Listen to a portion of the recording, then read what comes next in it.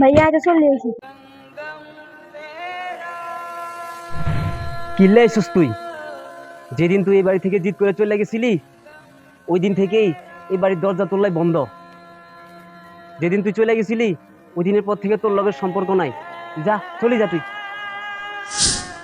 জানি ভাইয়া, আমি অনেক ভুল করছি। আজ এত কিছু ছায়াও ওর নিজের একা মনে হয়।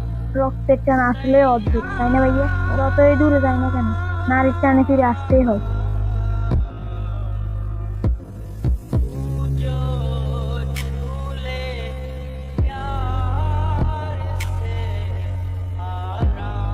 মনে আছে ভাইয়া, তুমি যে আমাদের মেরঠ দিয়ে বাসটি কিনে দিয়েছো?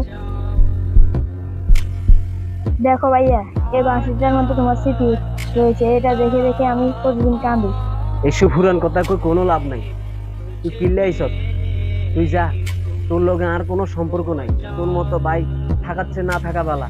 তুই যা, তুই চলে যা। তুই আর চোখের সামনে আর জীবনও আবি না।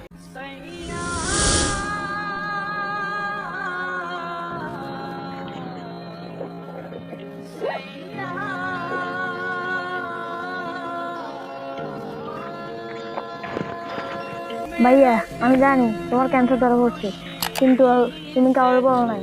কিন্তু আমি খবর পাইছি। এই নাও, এখানে কিছু টাকা। এটা দিয়ে তোমার চিকিৎসা করাবো। এটা এগুলো আমি অনেক কষ্ট করে জমিয়েছি। ছোট ভাই হিসেবে না, একজন অপরাধী হিসেবে এইটুকু অধিকার আমাকে দাও।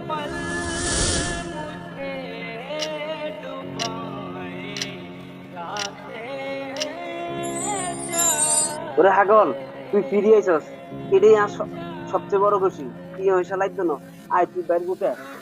মনে রাখবেন, সম্পর্কের মাঝে অভিমান থাকতেই পারে, তাই বলে দূরত্ব যেন না বাড়ে।